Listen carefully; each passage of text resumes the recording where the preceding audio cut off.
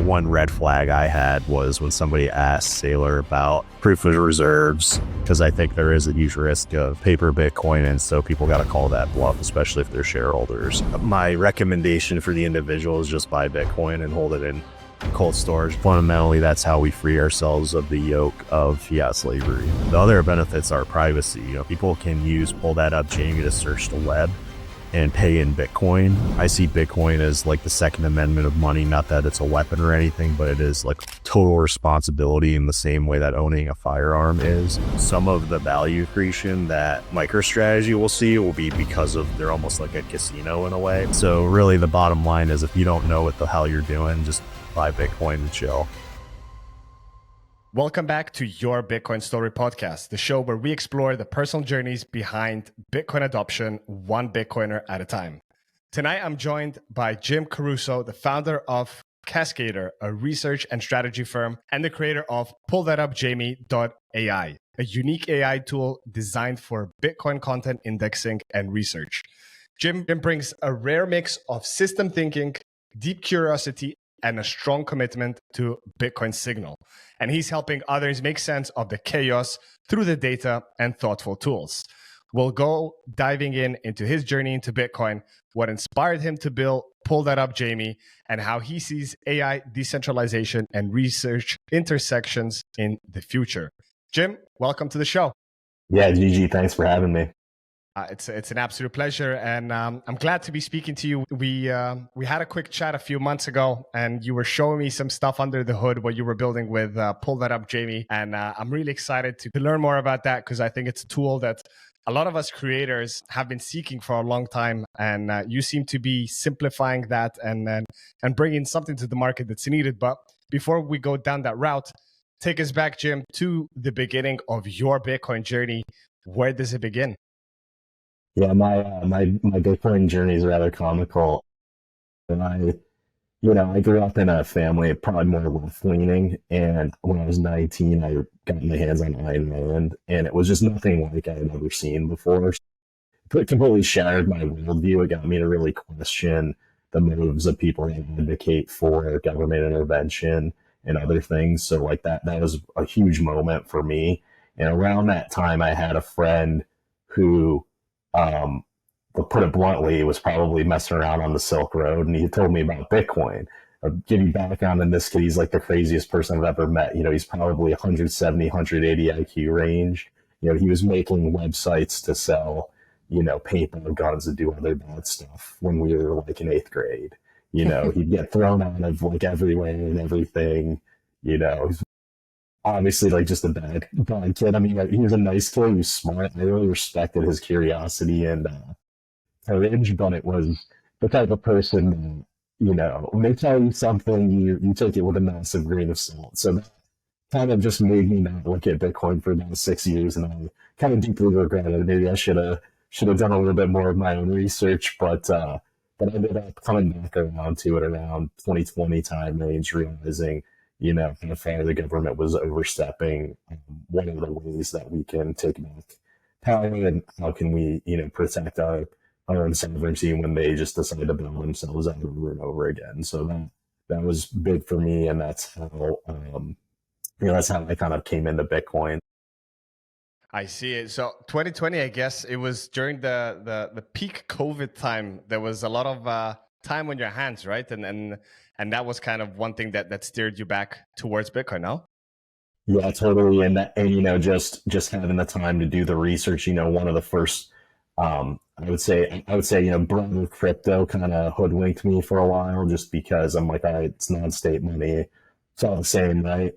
Not all the same. Then I finally saw like a Jack Dorsey tweet that pointed me to TFTC and Rabbit Hole Recap.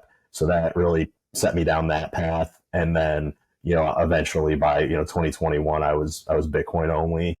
And then after that, I ended up moving to Austin, not even explicitly to get into Bitcoin, but I ended up, going around all the mixers, just realizing it fits like a glove. Like Bitcoiners are just built different, I'm not really much of a joiner. I went into front round a few times. I thought those guys were super cool, but I just didn't think it was for me. And then it just became more and more obvious that like I fit right in, did a couple of hackathons with those guys, and and the rest is kind of history. So since, late 22, early 23, I've just been kind of a fixture in the Bitcoin Commons, Pleb Lab, et cetera, and just networking with the powerhouses that are in the Austin Bitcoin scene. Yeah, no, for sure. I mean, over the years, Austin has kind of become this kind of like US hub of Bitcoiners getting together, like the builders hub. But kind of what led you to Austin in the first place? If Bitcoin, like joining the Bitcoin community wasn't the main aim, like was there something else that was kind of inviting about Austin that made you move? If you're enjoying the show, it would mean a lot to me if you had hit subscribe and leave a quick rating or review. It helps more people find these conversations and support the mission.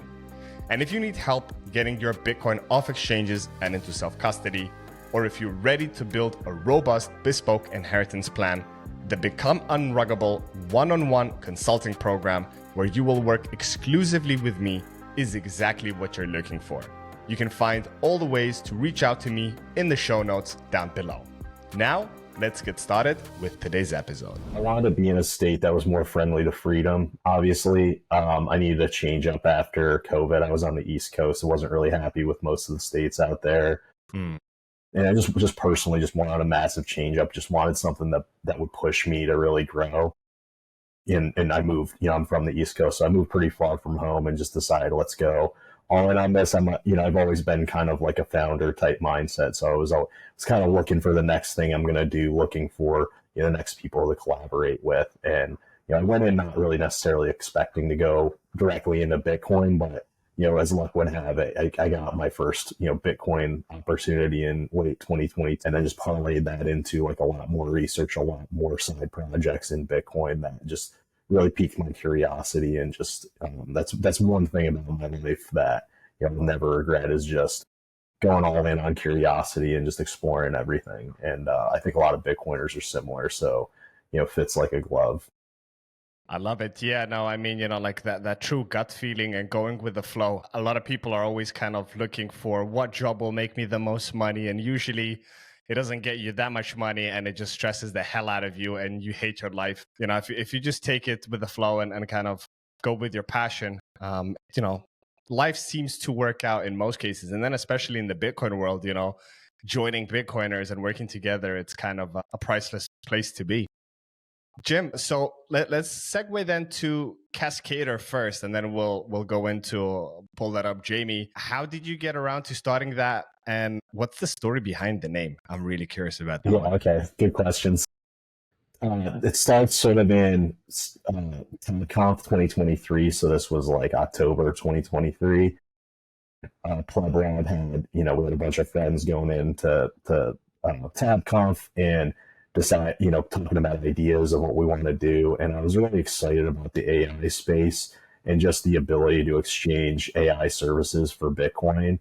And I was just thinking about, how would you make a really robust, unstoppable, uncensorable AI network, and I see AI as like a fundamental, elemental tool for the next 20, 30 years, however long, maybe even beyond that, right? So it's going to be an elemental tool, much like the internet was. So given that as a starting point, how do we guarantee access to that and fidelity to the truth with that?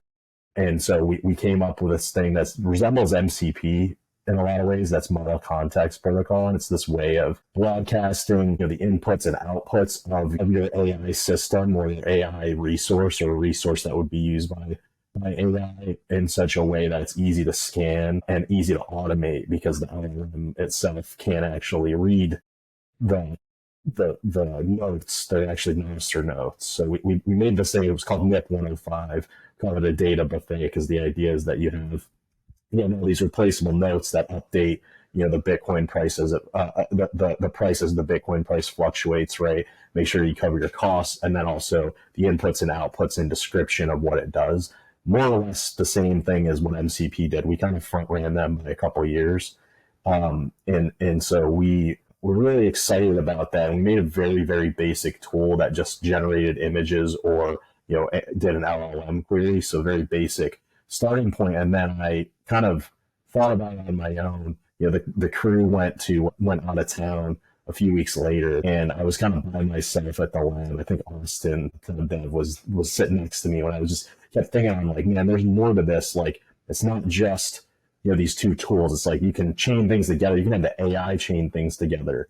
And so I came up with the name CASCADR because it comes from a circuits term where you take interoperable systems, you feed them one into the other. It's called a cascaded system. And so the idea that you've probably experienced is like a guitar amplifier. You have like a crazy first stage, second stage, whammy, and the cascaded systems that combine to create a sum that's greater than the parts. And so that's really what I want to achieve with CASCADR. And so the very first application I released with CASCADR was just a very basic static workflow to kind of demonstrate that you can feed things one into the other. So like one of them was use an LLM to enhance your crappy, vague image generation prompt that makes much better, vivid one, and then you end up with a better result. So that was like a very basic first pass on CASCADR and the reason behind the name. Got it. And from my understanding, CASCADR, it's not like a single tool. There's like there's many different kind of AI tools for different things, right? Yeah, we're really trying to make Lego blocks for AI that are Bitcoin-Payable. And so that was the first pass. I've actually kind of branched out a little bit more to where I'm not quite as focused on breaking out I'm less focused on starting with the Lego block, breaking out there. I'm more focused on revenue generating applications that people use. Like we have attorneys in the Boston area. So we have like numerous law firms that needed tools, and some of them were existing blocks. So I took the existing blocks I needed, then I added the ones that I also needed. Now I have this repository, and then it's like now I can make that Bitcoin-Payable, and now there's more modules. So it builds out in that way, and it's synergistic. So I always say stack users, stack modules, stack sats. That's like our motto. You forgot stack data, right? As an Yeah, you can stack data. I mean, I'm cautious about that. Like a lot of the things I do are either sunk to like very locked down, or they're open source, and I'm like very privacy focused. So there's certain things I won't do, but if people consent to it, maybe whatever at some point is like I'll give people sats for allowing me to anonymize their data and analyze it. That's a way, and that's the cool thing about Bitcoin is it lets you kind of create more win-win systems, more collaborative systems versus exploitative systems. No, for sure. And you mentioned one thing, Jim, with kind of pulling data from Nostr nodes, which I don't know, is that like exclusive to CASCADR? I don't know of any other LLM that like pulls data from Nostr. So we actually don't typically read Nostr nodes. Now I know we can if we want to. Have the ability to do it. I'm actually more so, it's more writing to Nostr that I typically do. So we have a couple mappers. We have one that was called Chat. Yeah, one's called Chat, and it'll just send you updates every time the feed, it could be like a YouTube feed or something else, sends out. That one's been kind of defunct for a while, but we might bring it back. But the concept is basically, some event happens and you need AI to like analyze what came in. So it used to be like YouTube videos. YouTube has kind of restricted things significantly. So I've taken just the decision to be a lot less reliant on centralized systems. But somebody asked us the other day, a big podcaster asked us, hey, what if you did it with Zap.stream? And it's like, yeah, I could probably do that. I already do it with RSS kind of. So pull that up, Jamie, and actually the pro tier analyzes when your RSS feed changes. When it changes, it'll actually trigger an agent to go in and analyze and try to find you at least a handful of clips that will interest you, that you'll be able to post and share with people. So it kind of takes the burden off you of having an assistant or having to think hard on like what you should actually be posting. So there's that component, and then there's also just the cross posting component of putting up Jamie. So if you make a clip inside of Jamie, you can generate a video with like the waveform in Jamie, and you can press one button and post to Twitter and Nostr. Because my concern with Nostr is I love Nostr, but I think it's kind of new. So I want to reduce the barrier for creators to post more frequently. So certain people have been doing that. Like I'm pretty sure Marty's, but since I introduced him to it, he's been posting it like every day. So that's been a massive Has help. Marty been zapping is the more important question. Has he been zapping? I don't know. We should clip this and then challenge Marty to prove his zapping. Awesome. So yeah, I guess Isn't civil resistance, so we're gonna have to like make him show us that he didn't just zap himself with the pre-image too. proof of zaps. Yeah, Proof of zaps. the recipients can have to show us now. True. So Jim, you kind of already mentioned, so you jumped onto the pull that up, Jamie. But going back to the beginning of like what made you, so you kind of 2 years ago in early 2023, decided to go full on with CASCADR, and then what kind of how did the idea of pull that up, Jamie, come into mind, or was it something that was born out of CASCADR and you decided to kind of direct your attention to pull that up, Jamie? Yeah, the timeline was like late 2023. So I did effectively three hackathons in a row. So first we did TapConf, and it wasn't really called CASCADR then. Then I did Built on the Fun. We made the finals. And that was where I started fleshing out more of what I want to do and what kinds of modules I want to make, how I want to improve the project. And that was really informative and got to learn a lot from the people that I even competed against. And then going into 23, did Top Builder, we made the finals there, got really good feedback and support there, and actually were able to start raising funds off that momentum. So we got a little bit of angel investment coming in, and that helped us with figure out the direction we want to go next. Put That Up Jamie is kind of an outgrowth. I kind of knew that I was poking in the right direction. We had a module that what it does is just transcribe things, and then people said, well, can you transcribe my podcast? And then I was like, okay, how do I make it easier to transcribe your podcast? And then it's like, okay, they could click buttons and then transcribe their podcast. And then I was like, what's even better than that? I'll automatically do it for you. What's even better than that? Like I make it easy to search and find the part that you're looking for. Like, and use a semantic search, so you don't have to have the perfect keyword phrase. It'll be based on semantic meaning. So you could, just the same way you can ask an LLM the same question 10 ways. It's the same technology that lets you find the same Jamie clip with 10 different ways of phrasing it. So helping you find the clips fast and play them back fast, confirm that's what you want. Helping you clip them fast, helping you share them fast. So just continually and helping you, when you get curated clips based on your interests, just making everything faster and better to the point, until we're in like Twitter animation where it's, almost voice commands type stuff. So I'm really keen on small businesses, and Podcaster might be the ultimate small business. So that was an area that we want to focus on. And frankly, I have my friends that are Bitcoin podcasters. I got to get my 40 hours in every week of Bitcoin podcast. Jamie helps me turn 40 hours. Helps me do 100 podcasts instead of 30 podcasts in my 40 hours a week.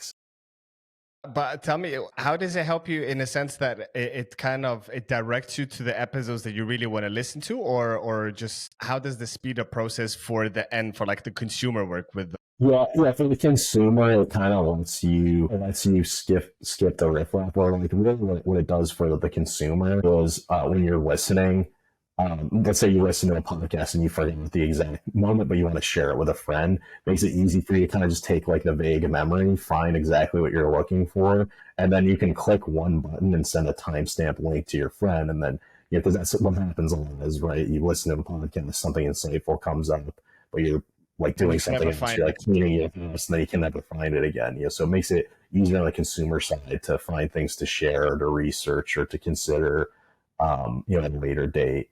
And so that's really the consumer side. And you can also clip it if you're a fan. You can clip it and share it, and point it at the podcaster. They've been doing that, and podcasters love it when you help them get their word out.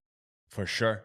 And now on the other spectrum from the creator, which is my point of interest, how like the clips, they're auto generated, or I can manually generate them? How does that go? Yeah, so it can be either. So if you have the Jamie agent, it will auto-generate clips for you, but you have the ability to adjust the timestamps as you see fit. And you Okay. also have access to like the whole transcript of where things would come. You have the ability to quickly search and find things and fine tune it till it's exactly what you want. Amazing. And lengthwise, do you get to choose like how like the auto-generated clips are like up to 30 seconds or 30 to 60 seconds, or they're just random? So right now it's kind of hard coded. I will make that a configurable feature in the future. But Okay. as of now, I choose like somewhere between 45 and 2 minutes, like because it's gonna. I'll try to make it shareable on Twitter. I think that's one of the top use cases. So Twitter limits you to 2 minutes and 20 seconds. So I don't want to like go over that limit.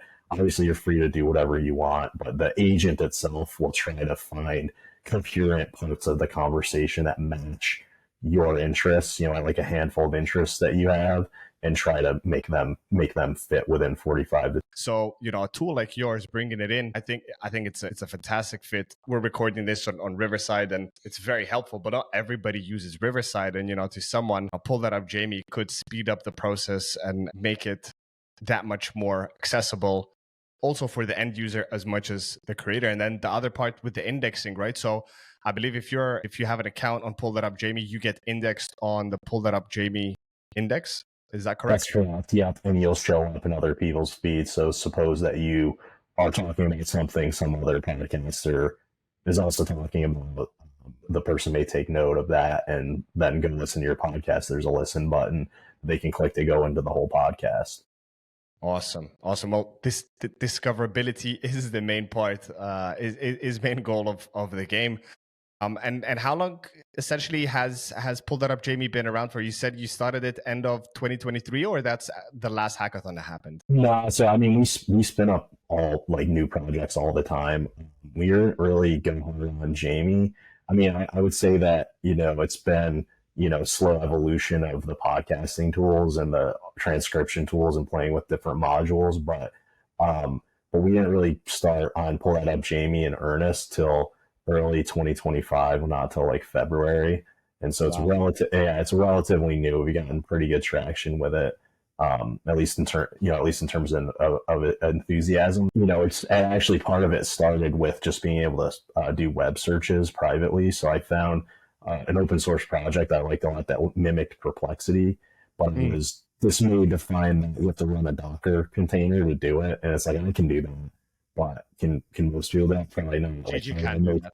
Yeah, how I'd make a normie friendly way to do it, or at least a non-technical way to do it. So Jamie actually has web search and podcast search. And I was just thinking, how do you make like a cool agent that has access to these different tools? Like, I feel that I don't know that I fully front ran it, but I think I was pretty early on web search and just seeing how valuable that is. A bunch of people left so that I could run. Like the Cirex and G team, they basically made a way to like run your own search server that indexes the other search engines, and so you kind of get the best of like you're aggregating all the search and you're anonymous.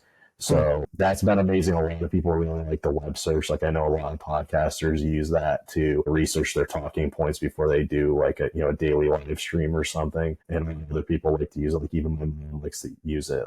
That's a good sign when your mom can easily use your app from your phone and do research. And so very much like a Perplexity like experience on that side, and then long-term vision, marrying that all together into like a knowledge base that's like very robust and flexible. So yeah, that was my next question regarding Pull That Up Jamie. Kind of what's your long-term vision, and you kind of want to put it all together into this one big inventory, no?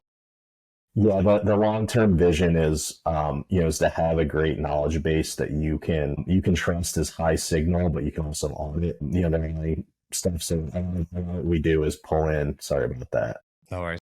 My laptop's gonna die. Yeah, but the ability to pull in, RSS, which is really open source knowledge. If you think about it, it's open source spoken word. So just being able to index that and make it easier for people to access, that's fantastic. And then just being able to like ask complex questions and actually get meaningful answers, not AI slop, but like actually the meaningful answers to your questions. So the basis of what we built is semantic search. And the reason I love semantic search so much is that you don't have to be perfect. You don't have to have keywords when you're making the search. You can actually take a vague idea, as I said earlier, and actually get like meaningful results in the top 10. And now imagine that you combine that with AI and it's more relevant of what's actually relevant to you and your situation. Now you can actually partially automate that. And that's what the AI agent, the Jamie agent does. And just continually perfecting that process and just making that process more efficient, more tight, more accurate.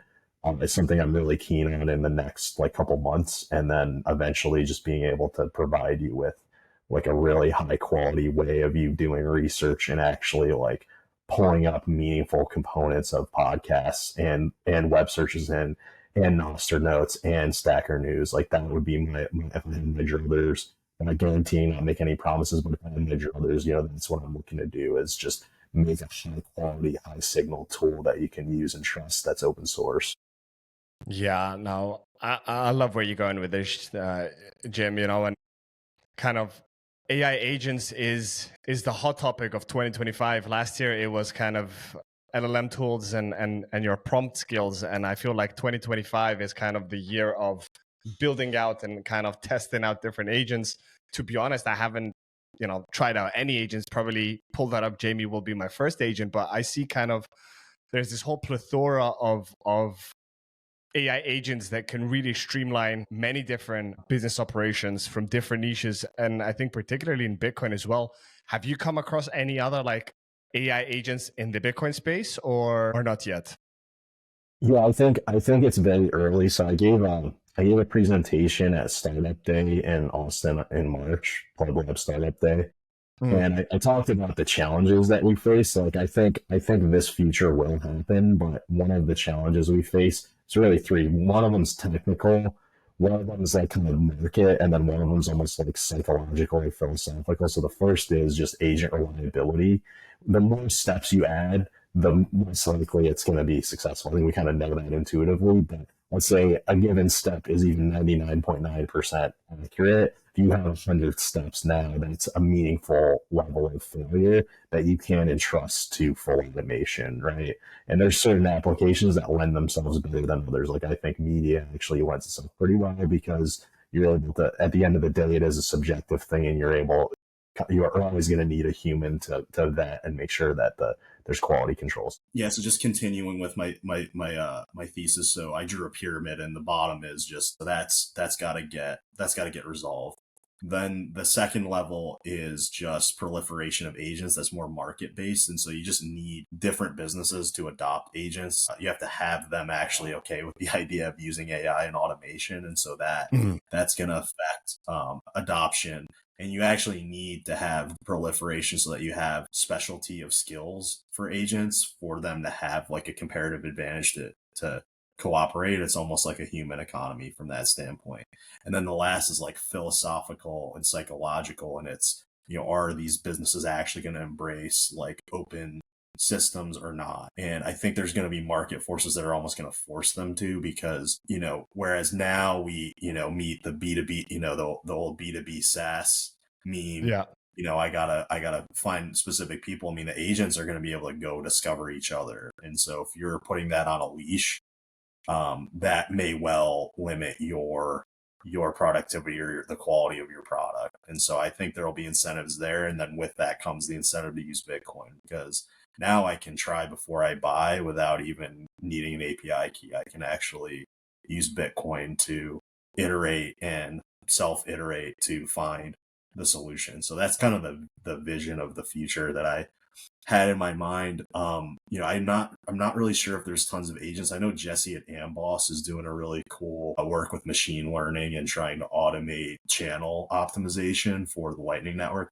That's amazing. I'm not sure if I would classify that as quite an agent yet. I would say probably the most common agent people are familiar with is something like Cursor or Windsurf, where you give it a prompt and it'll go try to do things. And I think probably so much R&D time and effort has been put into teaching agents how to code. So that's like one of the first ones that has popped up, but there's numerous other ones. There's one agent that I liked. I don't know how successful it was. It was called Hagglebot. And if you're traveling, you say, I'm going at, whatever city for these nights, help me get the best price. And it'll actually do a voice agent. It'll call the hotel and say, yeah, it's a night. It says it's 120 a night. Can you do 80 a night? you know, and I'll No way. on your behalf. So like No that way. to me, that's more agentic. My guess is they probably weren't super reliable, so that's why it hasn't taken off. But that's kind of the future we're looking at, is like a lot less human involvement and a lot more automation and value creation from AI systems.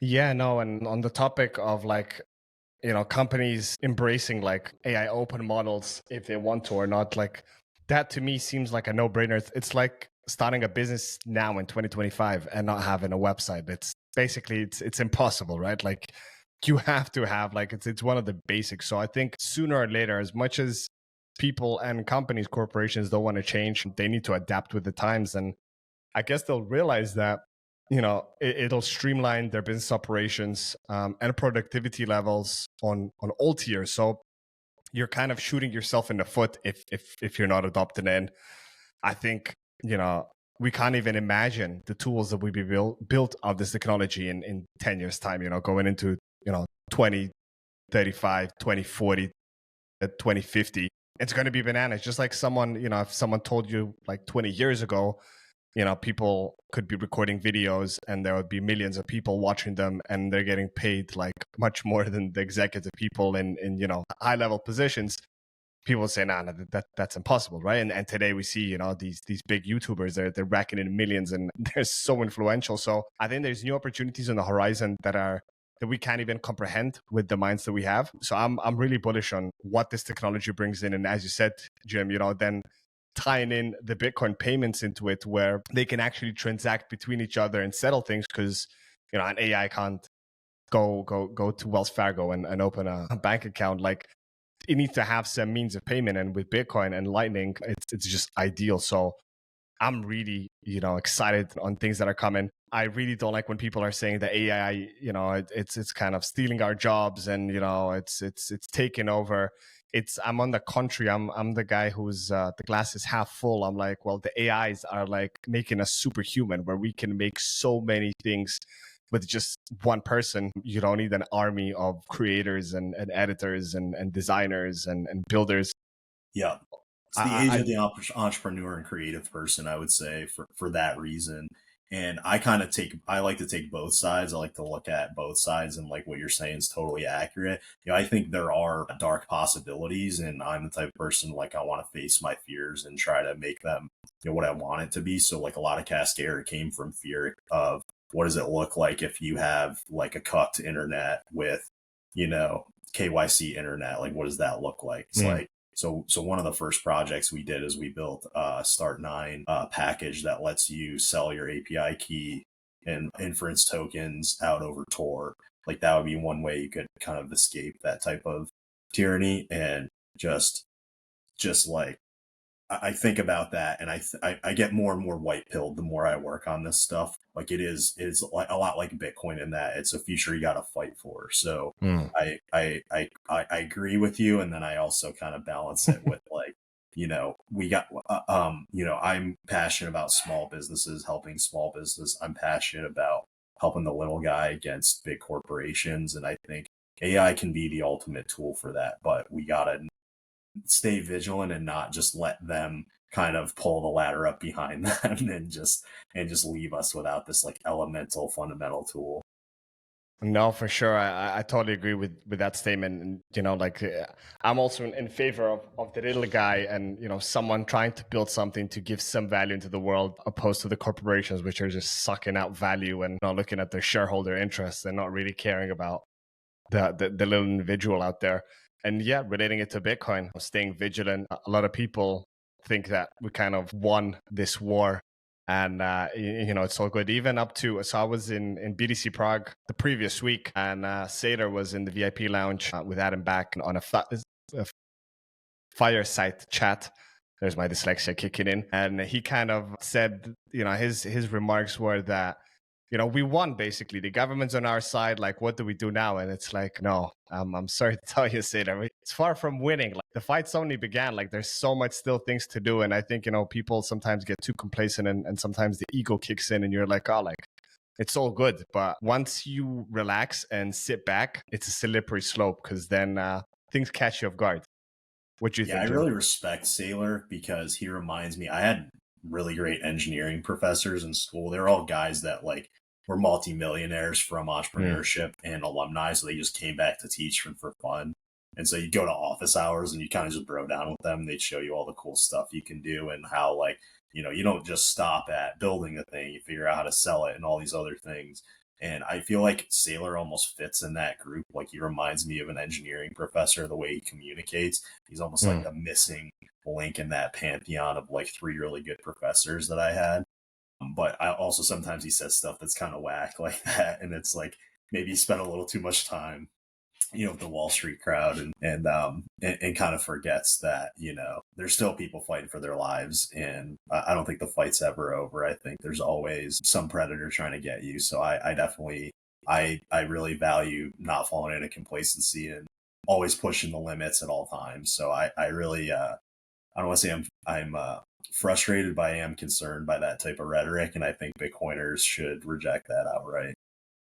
Yeah, I think also kind of people like on the topic of Saylor and more kind of on big corporate suits, like this whole treasury, Bitcoin treasury euphoria that's going on with every single day. There's a new company coming out saying, you know, they're going to be a Bitcoin treasury company. In most cases, they're just like dying out companies. Doesn't it feel like, to me personally, I want to hear your take on it, Jim. Like I'm starting to get these ICO vibes from 2017 where like everybody was just suddenly throwing out a token. Yeah, we're going to tokenize this. And then we all know how that ended. What's your take on this whole Bitcoin treasury company euphoria that's not exclusive to US, it's basically global now? Do you think this is a time bomb that's going to explode, or actually they have some way to go? Yeah, I think it's kind of nuanced. I mean, my recommendation for the individual is just buy Bitcoin and hold it in cold storage. Go to GG and get your cold storage lessons. But you know, fundamentally speaking, you know, there's probably a lot of people in the world that just are never going to do that, or if they're not able to do that, and so they're getting exposure through the ETF or through Saylor, or they're levering up or doing some other sophisticated strategy. I think some of that's healthy, and I think some of the value accretion that MicroStrategy will see will be because of the sophisticated products that they deliver. So I think probably that's part of how they make money, is they're almost like a casino in a way, if you think about it. But it actually, you know, and it is gambling in a sense, but there are valuable components to that. Like, futures markets exist for a reason. The reason they exist is to share risk out over time in such a way that people can plan their costs. Like, I actually think that's a critical component that can and will continue to improve the Bitcoin mining market. Just the idea of a futures market, or even like a derivatives market itself. So I don't think that's all bad. I think MSTR is benefiting from being the first and probably being the most sophisticated financial engineers. If that's how they're making money, it's fine. Obviously, the speculative mania can be concerning. There will probably be a lot of copycats that will inflate an MNAV that's not justifiable. Like, I could see a scenario where the MNAV is above 1. I don't know how high it should be, but for MSTR, simply because of the fact that they're making money off of selling these side bets, right? Like, I think that's possible. I think part of that's healthy. I think it can be pathological. It's like anything else. It can be cancerous if people don't understand what they're buying, or they're just aping in, or there's not like an actual sophisticated person running the numbers behind it. So really the bottom line is, if you don't know what the hell you're doing, just buy Bitcoin and chill. That's some sound advice there, Jim. I'll give you my take, like why I'm really not in favor of this whole treasury company model. Is, to me, operating in the Bitcoin space, it's all about value creation, right? It's also, if you want to get sats from someone else, you need to provide some value, either may that be a service or a good.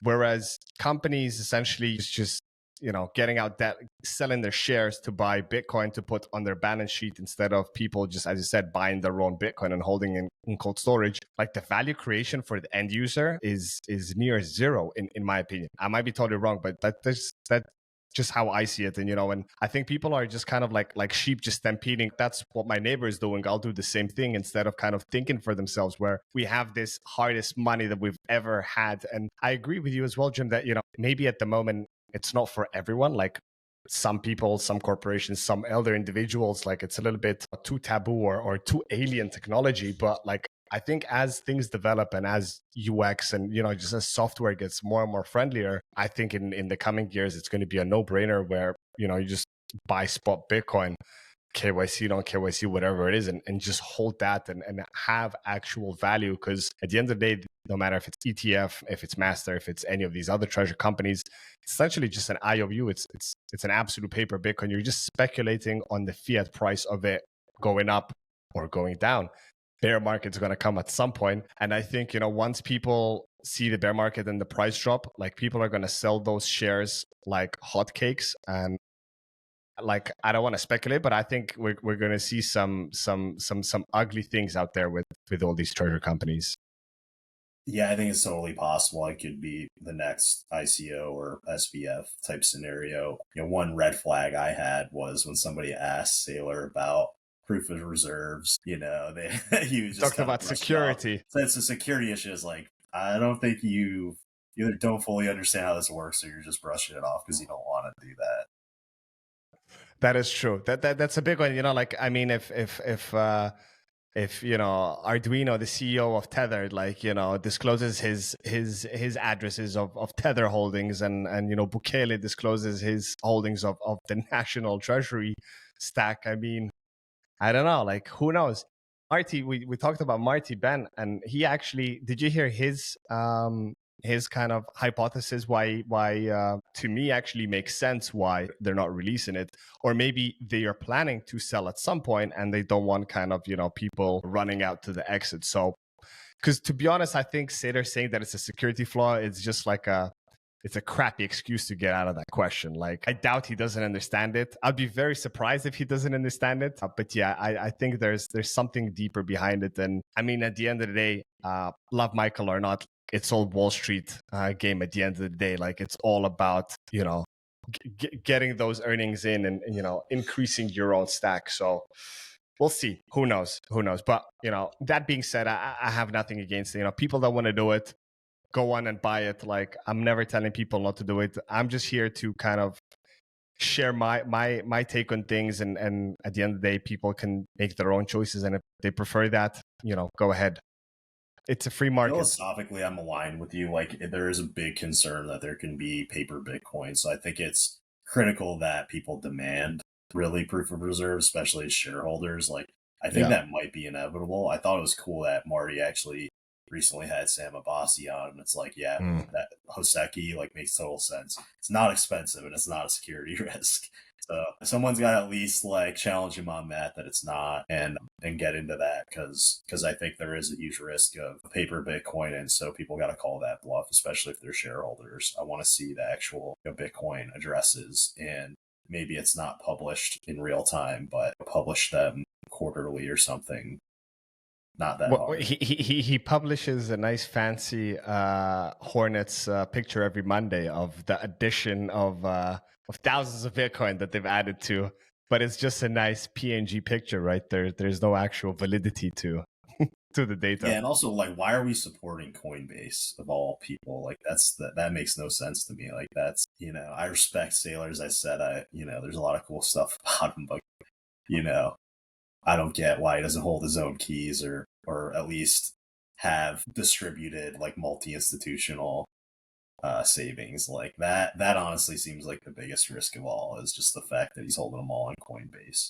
Yeah. Well, I think, it's kind of ironic because he said he doesn't disclose the address for security reasons, yet he holds it in a honeypot. Yeah. Which doesn't have the best track record. Well, not the best track record. I mean, they've never been hacked for coins. They've been hacked for data. Actually, a few months ago, they were hacked. Social engineering. So, but yeah, you never know. Some games you win, some games you lose. But anyways, moving on from the topic of Saylor and Treasury Boy crew, I want to ask you on a more positive thing. Taking AI out of the picture and taking CASCADR out of the picture, and pull that up, Jamie. What are you most excited about in the Bitcoin space today, Jim?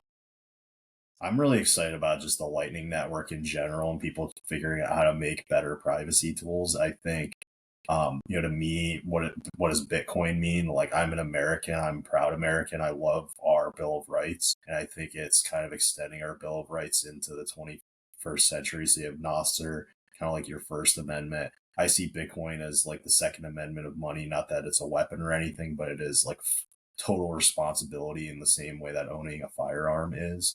And in a way, it's also First Amendment, and maybe you could even argue Fourth and Fifth Amendments, because it's if used privately, it's great. So the privacy aspect is something I get really excited about. I know there's a lot of people doing really cool encryption, really cool security stuff, really cool privacy stuff, and I just want to see that continue. And I want to see, I want to see all kinds of global and local circular economies where people are working with each other, collaborating using Bitcoin. Fundamentally, that's how we free ourselves of the yoke of fiat slavery. Yeah, I couldn't agree more. And it's beautifully put, kind of the small circular economy and getting people to collaborate together, to me, is the essence of Bitcoin. Like, as Satoshi named it, it was peer-to-peer digital cash, not a financial instrument to make the rich richer. At the end of the day, they're still going to join the party, and they are joining the party, as we clearly see. But at the end of the day, kind of the sovereign individual that can now just sustain themselves and their families and their communities. I agree that's the most bullish thing. And the tech aspects that are coming out, especially in privacy, is something that is highly needed. Yeah, and I get really energized when I see, especially the local circular economies, just because there's something wholesome and beautiful about that. But also, what we feel like our job is at CASCADR is to push the envelope and be, at the forefront of creating a circular economy in cyberspace. Maybe it's not instant, but imagine if you just had like a full stack of like internet tools all the way through. That's all Bitcoin. That's that's a circular economy in cyberspace. It might take us time to get there, but that would be a beautiful thing as well. Even if it was only that, it would be beautiful and world changing. I think it's going to be much more than that, but I think that would be a massive accomplishment. And that's a big part of what energizes me about Bitcoin. And we were talking earlier about, the interoperability aspects of Bitcoin Lightning. Yeah. And agents. It could really be any kind of micropayment, but let's just focus on Lightning because it exists and it's here. The other benefits are privacy. People can pull that up, Jamie, to search the web and pay in Bitcoin. There's a pretty generous free tier, but once they go on that, they pay in Bitcoin. I have no idea who they are, and I don't have the ability to unmask who they are. VPN plus, and that's huge. Payments, huge sender privacy for both 11. Like, that's amazing. So there's the privacy aspects, there's the censorship resistance aspects, there's the interoperability aspects. It's just beautiful all around, and Bitcoin really is like the missing piece in so many ways.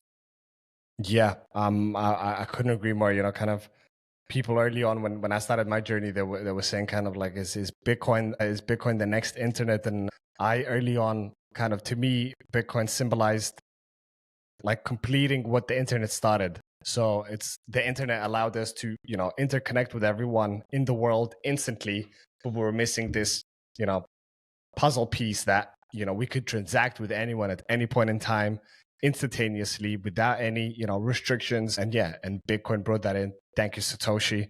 And here we are 16 years later building on it. And I think we still have a long, long way to go, because in my eyes, Bitcoin could not just be the means of payment for the next 100 years. If anything, it could be 1,000 years. We will never know how far the sats will flow. Essentially, what's being built here is super magical, and I am super honored to be a part of this early stage. And I definitely won't see where it ends, but it's exciting to be, in the early stages and be contributing in different ways. May that be as yourself, building different tools for it. May that be myself, with the content and education. But any ways you can, I really encourage people, even listening to this episode, you can contribute to this space and, leave a mark and legacy in your family in many different ways. And if not now, when? Now is essentially the best time to get involved, because 10 years ago, it was a big risk. Is it going to make it? Is it not? And probably 10 years ago, most people were like, unless you were as the guy that orange pilled you with building the paintball websites, like you had to be really of a certain type to be into Bitcoin. But now it's a proven use case, it's a proven model. Everybody's going in, from the big companies to governments to essentially everyone's in the game now, dabbling and trying to figure out their foot on the court. I really encourage people to go ahead and, see how you can contribute. Yeah, and I agree. I mean, that's a big part of why I love AusEn. I love Pleb Lab. If you're looking to get into like the technology side, that's a really good place to start, where you can meet like-minded people and they can point you in the right direction. That's something we pride ourselves on.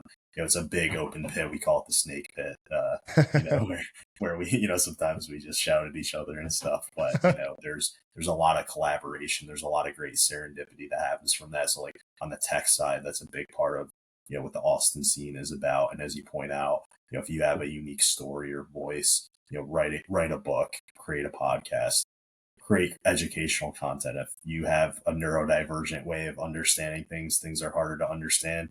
That is a curse and a blessing, because now there might be other people like you and you can help them understand this better.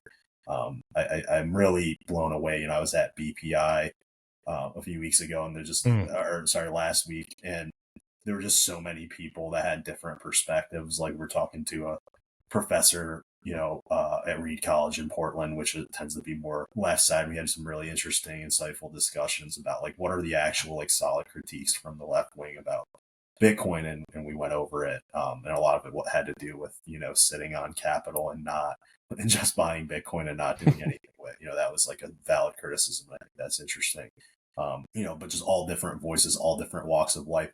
International. I know that you grew up where, in Cyprus or Russia? Yeah, Cyprus. Now in Russia, but yeah, basically. I have so many friends now that are Bitcoiners. They're from all over the world, teaching me about their way of life, how Bitcoin fits into their world, and it's just amazing. It's so mind expanding. That's one of the things I love the most about Bitcoin. Yeah, well, definitely Bitcoin doesn't have borders. We're all in the same boat. We're all on the ark, shouting from the top of our lungs, like, come on the boat, get on before the flood comes in.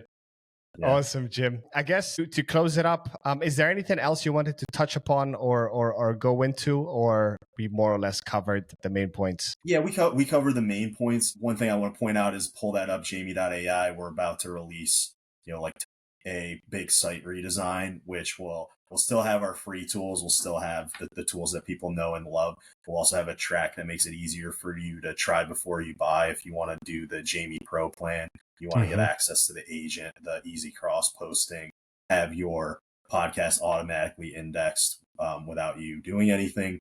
We offer 2 free podcasts per month. And then after that, it's $50 per month to just have everything automated and like ready to go. Emails to your inbox that dump you right into the app and let you press one button to share to both Twitter and Nostr. So, and we're going to continue to build the automation and stack from there. So that, look out for that. And if you guys have any interesting AI ideas you want to run by me, I've helped a lot of teams with their AI implementation. I'm a cross-functional engineer. I've seen like all kinds of different problems. So I'm really good at sizing things up and pointing people in the right direction. If you want to hit me up, Uncle Jim 21 Twitter, or Jim at Cascadr, CASCDR.xyz. Happy to meet with you, and especially happy to connect with Bitcoiners and help them succeed and make the Orange Revolution a reality. Awesome, man. I love it. I love that you even plugged yourself. I was going to ask where can we send our listeners, but your agent read my mind. It was like, yeah, Gigi's going to ask that question, so might as well. I plugged you in the middle of the pod too, man. In the middle of it was perfect placement. It was indeed. Jim, congrats on everything you're doing, man. I love what I heard. I'm really excited to see how things unravel. I'm really excited to see tomorrow how I'll pull that up, Jamie. We'll look. I'll definitely be giving that a go. So all the listeners, if you'll be seeing those wave clips in the near future, you will know where those were created and which agent is responsible for those. But yeah, feel free, as Jim said, reach out to him if you have ideas, if you have any feedbacks. I'm sure Jim would be happy to hear and help you out. Yep, I guess this was another episode of Your Bitcoin Story, where the signal is strong, the stories are real, and the future is sovereign. If you enjoyed the conversation, be sure to like, subscribe, and share it with someone who's ready to go deeper down the Bitcoin rabbit hole. Thanks all for listening. Jim, all the best, and I look forward to having you back on the show in the future, sir. Yeah, thanks, Gigi. There.